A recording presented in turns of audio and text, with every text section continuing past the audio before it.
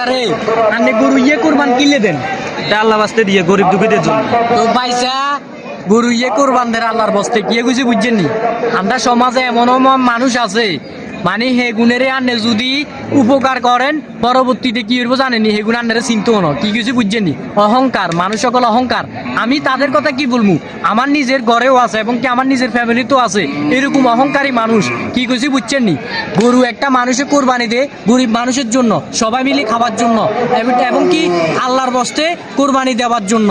তো আমরা এদিকে অনেকজনে দেখা যাচ্ছে কি অহংকার, মানুষের অহংকার।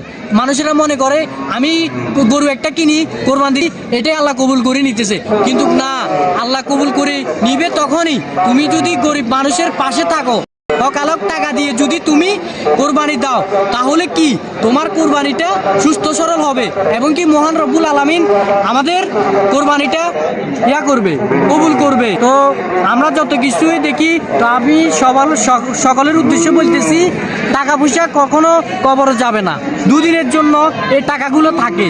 আপনার লক্ষ টাকা আপনার মাটিতে পচে যাবে, আপনি অথচ কবরে গিয়ে আপনার সাদা কবরটা থাকবে। তাই আমি আপনাদের উদ্দেশ্যে সকলের উদ্দেশ্যে বলতেছি, কোরবানি সকল মানুষদেরকে বলতেছি, আল্লাহর বস্তে সবাই সুস্থ সরলভাবে কোরবানিটা দেওয়ার চেষ্টা করবেন এবং কি আপনারা নিজেরা বুঝবেন গরিব মানুষের হয়েছে আপনার রক্তের বন্ধু এবং কি রক্তের ভাই।